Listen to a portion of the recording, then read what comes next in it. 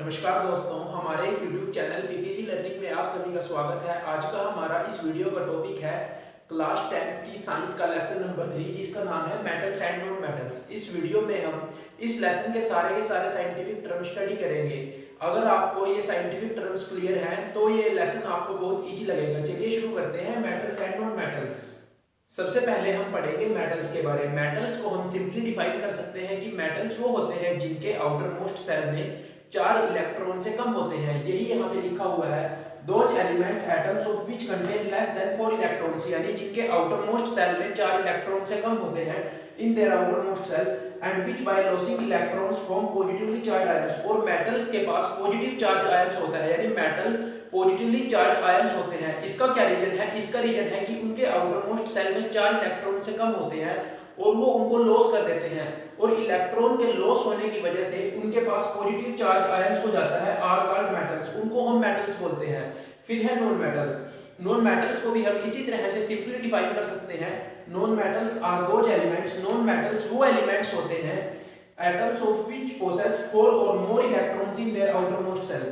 अब आप मेटल में देखिए, उनके आउटर मोस्ट सेल में 4 इलेक्ट्रॉन से कम थे, लेकिन जो नॉन मेटल है उसके आउटर मोस्ट सेल में 4 या 4 से अधिक इलेक्ट्रॉन है and which bye gaining electrons, और वो इलेक्ट्रॉन को गेन करते हैं, यानी उनके आउटर मोस्ट सेल में पहले से ही 4 या 4 से अधिक इलेक्ट्रॉन प्रेजेंट हैं और बाकी इलेक्ट्रॉन को वो गेन कर लेते हैं, और इसी वजह से उनके पास नेगेटिवली चार्ज आयंस हो जाते हैं। यानी जो हमारे नॉन मेटल्स होते हैं वो नेगेटिवली चार्ज आयंस होते हैं और जो मेटल्स होते हैं वो पॉजिटिवली चार्ज आयंस होते हैं। और इस तरह से हम सिंपली मेटल्स और नॉन मेटल्स को आपस में डिफरेंशिएट भी कर सकते हैं। अब हम पढ़ेंगे डक्टिलिटी। डक्टिलिटी क्या होता है? The property of metals. जो डक्टिलिटी होती है वह मेटल की एक प्रॉपर्टी होती है due to which they can be stretched into thin wires is called ductility. Ductility simple way में अगर हम समझे कि डक्टिलिटी क्या होती है, डक्टिलिटी मेटल की एक प्रॉपर्टी होती है जिसकी वजह से मेटल स्ट्रेच किया जा सकता है थिन वायर्स में, और इस तरह से हम डक्टिलिटी को सिंपली लिख सकते हैं अगर शॉर्ट क्वेश्चन पूछा जाए व्हाट इज डक्टिलिटी। फिर है मैलेबिलिटी। क्या होती है? मैलेबिलिटी भी एक प्रॉपर्टी होती है मेटल्स की। The property of metals due to which they can be hammered into thin sheets is called malleability। यह मेटल की एक प्रॉपर्टी होती है जिसकी वजह से मेटल हैमर्ड किया जा सकता है थिन शीट्स में। फिर है metallic lustre. The surface of pure metal shines in a characteristic manner and color. This shining is called metallic luster। और इस तरह से हम इन तीन को भी सिंपली डिफाइन कर सकते हैं। एग्जाम में कई बार क्वेश्चन आ जाता है difference between ductility and malleability, तो आप सिंपली याद रखिए कि डक्टिलिटी भी एक मेटल की प्रॉपर्टी है और मैलेबिलिटी भी प्रॉपर्टी है। डक्टिलिटी में क्या होता है? डक्टिलिटी वह प्रॉपर्टी होती है जिसकी वजह से मेटल स्ट्रेच किया जा सकता है थिन वायर्स में, और मैलेबिलिटी क्या होती है? जिसकी वजह से मेटल हैमर्ड किया जा सकता है थिन शीट्स में। अब हम पढ़ेंगे मेटल कोरोजन और इलेक्ट्रिकल कंडक्टिविटी। बहुत जनरल टर्म्स हैं, यहाँ पे हम इनको बेसिक स्टडी करेंगे कि ये बेसिकली हम इनको कैसे डिफाइन कर सकते हैं अगर शॉर्ट क्वेश्चन आ जाए, और इनके बारे में डिटेल में हम आगे आने वाली वीडियोस में पढ़ेंगे। Metal corrosion, the weakening of metals due to environment effect generally due to oxidation. आप समझिए मेटल कोरोजन किसकी वजह से होता है? ज्यादातर यानी आमतौर पर ऑक्सीडेशन की वजह से होता है। और मेटल कोरोजन होता क्या है कि जो मेटल होते हैं वो वीक हो जाते हैं, और किसकी वजह से होते हैं? एनवायरमेंटल इफेक्ट की वजह से। यानी जब एनवायरमेंटल इफेक्ट की वजह से जो मेटल है वो वीक हो जाते हैं तो उसको मेटल कोरोजन बोला जाता है। फिर है इलेक्ट्रिकल कंडक्टिविटी। क्या होती है? The property of metals. अब समझिए आप, इलेक्ट्रिकल कंडक्टिविटी भी मेटल्स की एक प्रॉपर्टी है due to which they conduct electric current. यानी इलेक्ट्रिकल कंडक्टिविटी मेटल की वो प्रॉपर्टी है जिसकी वजह से मेटल कंडक्ट करते हैं इलेक्ट्रिकल करंट को। और ये लिखा हुआ है विदाउट मच इलेक्ट्रिकल रेजिस्टेंस, यानी जहां पे ज्यादा इलेक्ट्रिकल रेजिस्टेंस नहीं होता। Thermal conductivity. अब थर्मल कंडक्टिविटी को आप सिंपली समझिए कि थर्मल कंडक्टिविटी क्या होती है। थर्मल कंडक्टिविटी भी मेटल की एक प्रॉपर्टी है जिसको हम डिफाइन कर सकते हैं कि the property of metals due to which they can transfer heat from their one part to other. Thermal conductivity metal की वह प्रॉपर्टी है जिसके कारण मेटल अपने एक पार्ट से दूसरे पार्ट में हीट को ट्रांसफर करते हैं। फिर है कटायंस। क्या होते हैं? The ions carrying positive charge. जो आयन पॉजिटिव चार्ज होता है, यानी जिन आयंस के पास पॉजिटिव चार्ज होता है उनको हम कटायंस बोलते हैं। अनायंस कटायंस का अपोजिट हो जाएगा the ions carrying negative charge. Anions के पास नेगेटिव चार्ज होता है। फिर है amphoteric oxides. The oxides which can behave both base as an acid and a base. वो ऑक्साइड्स एम्फोटेरिक ऑक्साइड्स कहलाती हैं जो एसिड और बेस दोनों की तरह बिहेव करती हैं। और इस तरह से हम इन 4 पॉइंट्स को भी सिंपली डिफाइन कर सकते हैं। अब है पॉइंट एल्कली कि एल्कली क्या होता है। A base which is soluble in water. Alkali एक बेस होता है जो वाटर में सोल्यूबल होता है, such that can form aqueous solution, जो एक्वस सॉल्यूशन बनाता है। इग्निशन टेम्परेचर क्या होता है, यह इंपॉर्टेंट है। The minimum temperature at which a substance catching fire. Ignition temperature वह टेम्परेचर होता है, वह मिनिमम टेम्परेचर होता है जिस पे जाकर एक सब्सटेंस आग यानी फायर को कैच कर लेता है, यानी आग पकड़ लेता है। Is known as ignition temperature. यानी इग्निशन टेम्परेचर वह टेम्परेचर होता है, वह मिनिमम टेम्परेचर होता है जिस पे पहुंचकर कोई सब्सटेंस कैच कर लेता है फायर को। फिर है मेटल ऑक्साइड्स क्या होती हैं।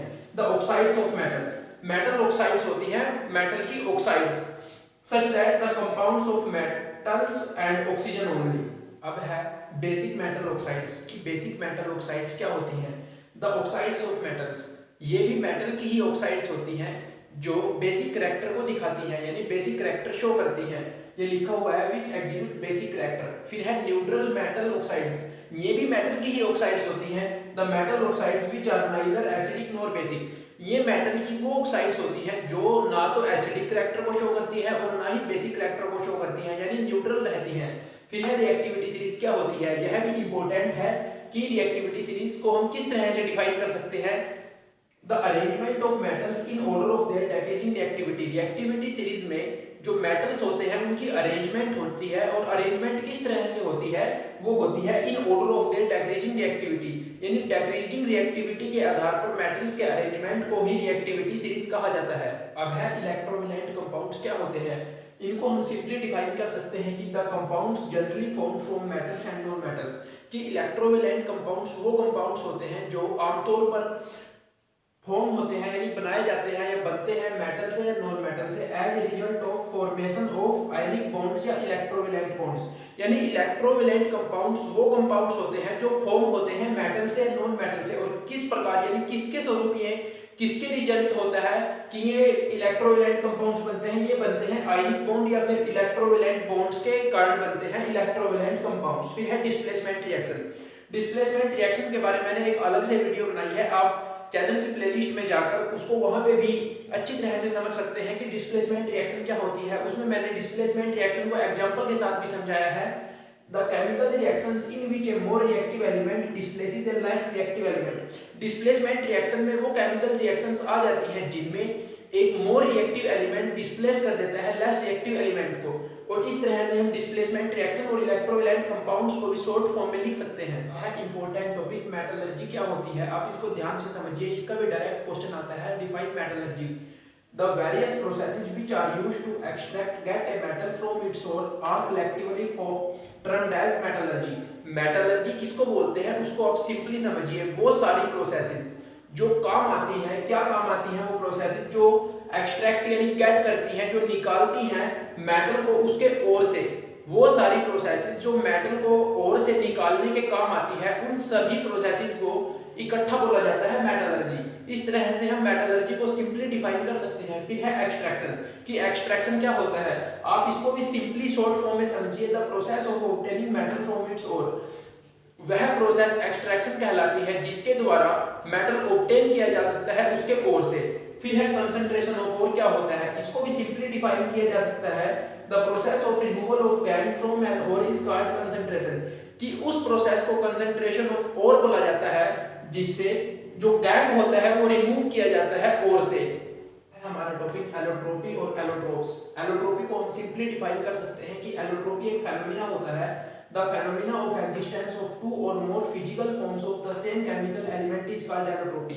कि एलोट्रोपी क्या होती है, एलोट्रोपी एक फेनोमेना होती है, क्या होता है कि एग्जिस्ट करते हैं दो या दो से अधिक फिजिकल फॉर्म, लेकिन उनका केमिकल एलिमेंट सेम होता है। यानी एक केमिकल एलिमेंट के दो या दो से अधिक फॉर्म एग्जिस्ट करते हैं तो उस फेनोमेना को हम बोलते हैं एलोट्रोपी। फिर है allotropes, different physical form of the same chemical element. फिर है कंडक्टर्स। कंडक्टर्स को आप शुरू से ही पढ़ते आ रहे हैं कि कंडक्टर्स क्या होता है। यहाँ पे लिखा हुआ है those substances through which electricity can pass easily without much resistance, कि कंडक्टर वो सब्सटेंस होते हैं जिनसे इलेक्ट्रिसिटी यानी लाइट इजीली पास कर जाती है बिना किसी यानी रेजिस्टेंस तो होता है लेकिन बहुत कम मात्रा में होता है, वही यहाँ पे लिखा है विदाउट मच रेजिस्टेंस, कि वो सब्सटेंस कंडक्टर्स कहलाते हैं जिनसे इजीली इलेक्ट्रिसिटी पास कर जाती है। सोनोरस, सोनोरस क्या होता है?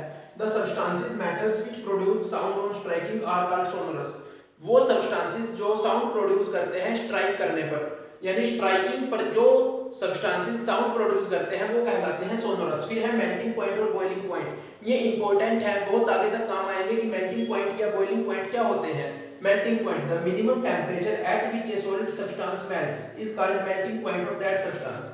जो मेल्टिंग पॉइंट है वह क्या होता है, इसको आप सिंपली समझिए, वह मिनिमम टेम्परेचर जिस पे कोई सॉलिड सब्सटेंस मेल्ट हो जाता है वह उस सॉलिड सब्सटेंस का मेल्टिंग पॉइंट कहलाता है। फिर है boiling point, the minimum temperature at which a liquid substance starts boiling, वह मिनिमम टेम्परेचर जिस पे कोई लिक्विड सब्सटेंस स्टार्ट कर देता है बॉयल होना, उसको कहते हैं बॉइलिंग पॉइंट। अब है हमारा टॉपिक रोस्टिंग और कैल्सिनेशन। यह इंपॉर्टेंट टॉपिक है, डायरेक्ट भी एग्जाम में पूछा जाता है, व्हाट इज रोस्टिंग या define roasting, what is calcination, define calcination, या फिर इन दोनों में डिफरेंस भी पूछे जा सकते हैं। अगर आपको यहाँ से समझ आ जाए तो बहुत अच्छी बात है, लेकिन हम इन दोनों के बारे में एक अलग वीडियो में भी स्टडी करेंगे, कंप्लीट स्टडी करेंगे। आप समझिए रोस्टिंग क्या होता है। सिंपली हम रोस्टिंग को किस तरह से डिफाइन कर सकते हैं, अगर शॉर्ट क्वेश्चन 1 नंबर का पूछा जाए तो, the process of heating strongly a sulphide ओर।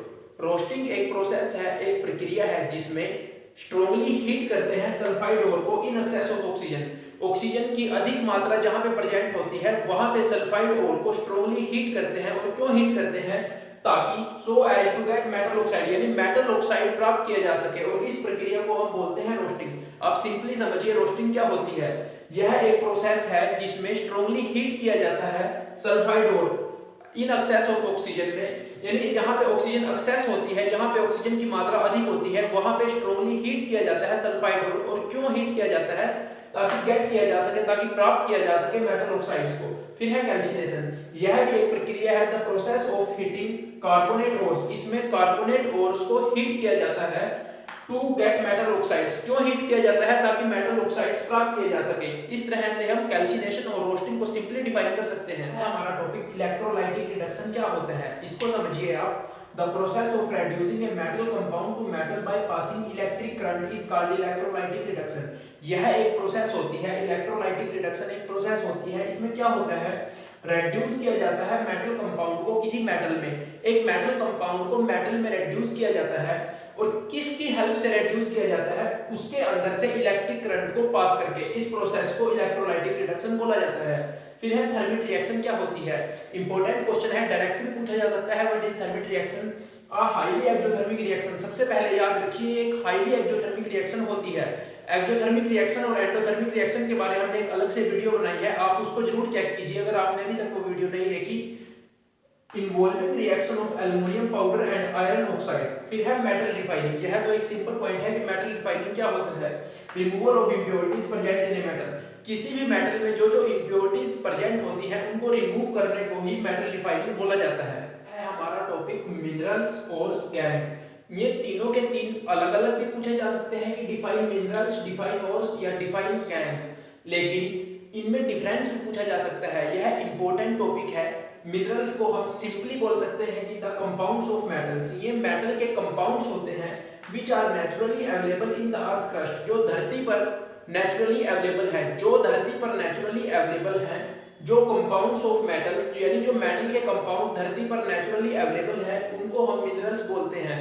फिर है ores, the minerals from which a metal can be extracted easily and profitably. Ores वो मिनरल्स होते हैं जिनसे मेटल को इजीली एक्सट्रैक्ट किया जा सकता है, यानी इजीली निकाला जा सकता है, और जिनका निकालना प्रॉफिटेबली होता है, यानी जिनसे प्रॉफिट होता है। ओर्स वो होते हैं, ओर्स वो मिनरल्स होते हैं जिनसे मेटल को इजीली एक्सट्रैक्ट यानी निकाला जा सकता है। फिर है गैंग, गैंग को हम सिंपली लिख सकते हैं कि the unwanted earthly matter, rocks, dust present along with the ores is called gang. जो अनवांटेड अर्थली मैटर होता है जिसमें आ जाता है रॉक्स, डस्ट, जो ओर्स के साथ प्रेजेंट होता है उसको बोलते हैं गैंग। इस तरह से हम इन तीनों को डिफाइन कर सकते हैं। अब हमारा टॉपिक है गैल्वेनाइजेशन, अलॉयज, एलॉइंग। इनको हम सिंपली डिफाइन करेंगे। सबसे पहले galvanisation, it is process of coating reactive metals like iron with zinc.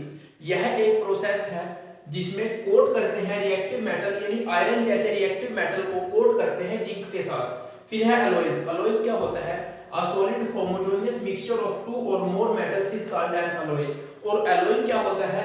The process of preparing an alloy, यानी alloy किस तरह से बनाए जाते हैं उस प्रोसेस को, यानी the process of preparing an alloy, यानी alloy की बनाने की प्रोसेस को, alloy को प्रिपेयर करने की प्रोसेस को alloying बोला जाता है। अगर आपको वीडियो अच्छी लगी हो तो वीडियो को लाइक कीजिए, अपने दोस्तों के साथ शेयर कीजिए, और यदि आपने अभी तक चैनल को सब्सक्राइब नहीं किया तो प्लीज चैनल को सब्सक्राइब कर लीजिए। थैंक यू, मिलते हैं अगली वीडियो में।